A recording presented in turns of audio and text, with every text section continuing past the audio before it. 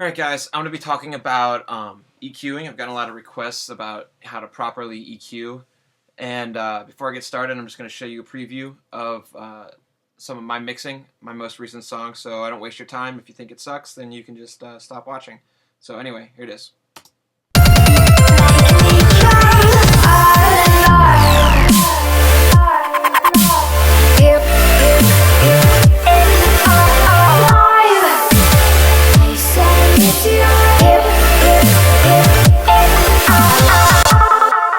So before I dive too far in, I just want to go over the basics of what's called EQ theory and just the philosophy behind EQing.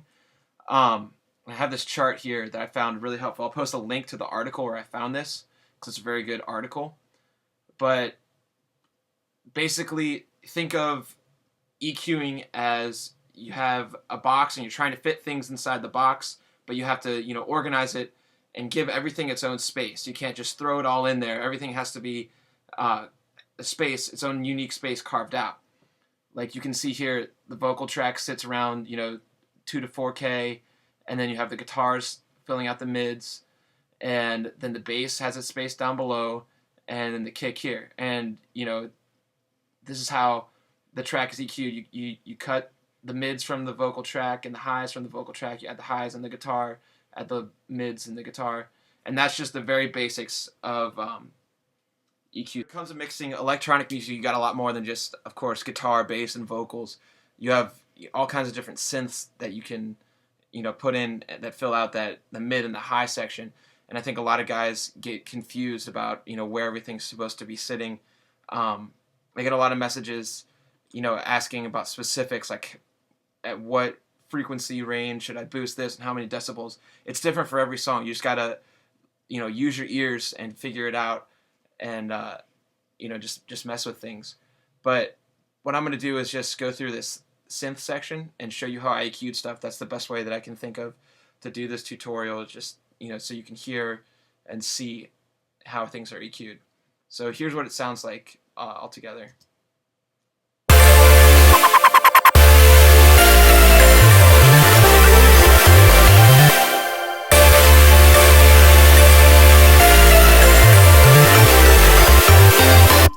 So there's a bunch of different things going on, and so I really had to be careful EQing this. I'm not 100% satisfied with how it sounds, but I don't know. Let's get started. Beginning is the sub bass, so just like right here.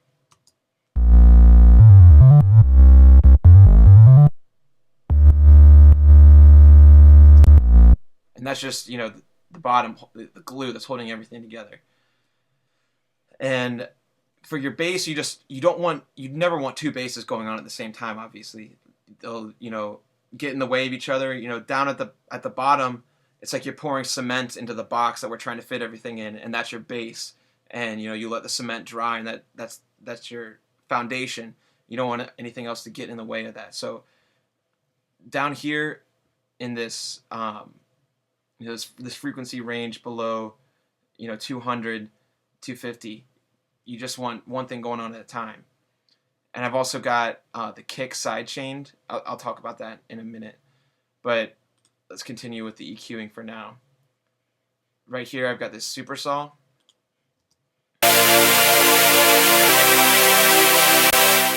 As you see on the EQ, I actually have the top rolled off. This is a low pass right here to keep it from interfering with some of the other instruments that are taking up that really high frequency range. And I just have the beef right here. And of course I take out any of those low frequencies. So here's what it sounds like without the EQ.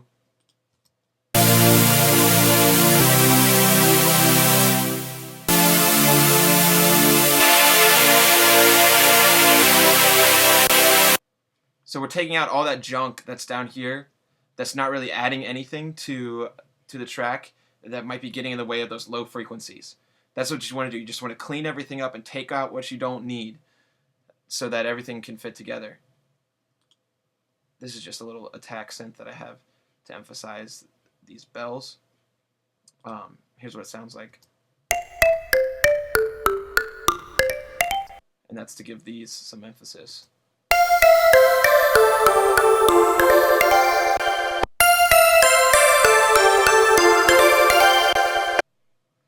So let's take a look here what's going on.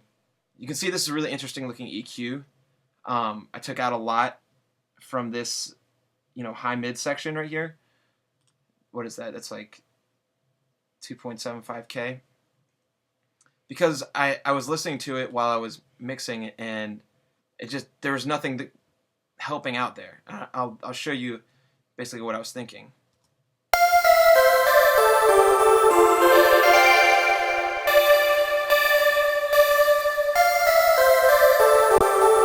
See, as I turn that up, those were not very useful frequencies. The harmonics of these down here, just giving it some beef, and then up here, giving it the definition. I didn't really need these frequencies, so I took them out, and then I kind of filled that in with this one right here. So when you have the two of them together,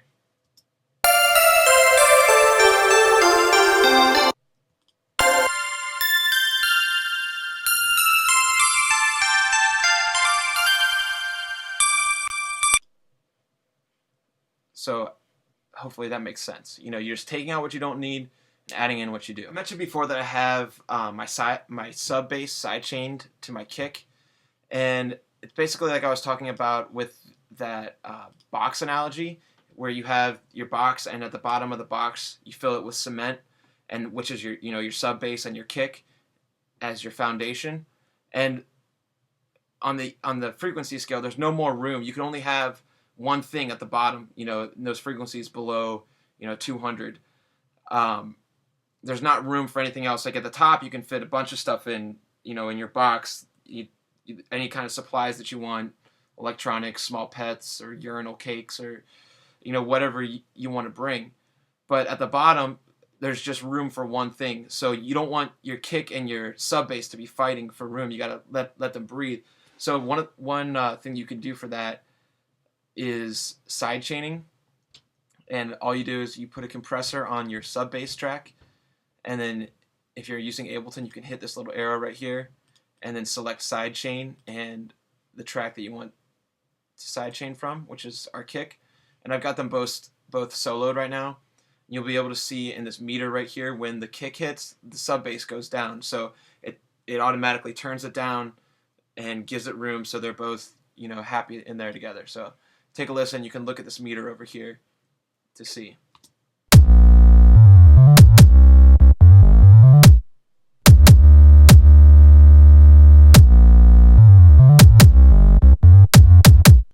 Alright, so what I've done here is just taken a screenshot of all the different EQs in that synth group.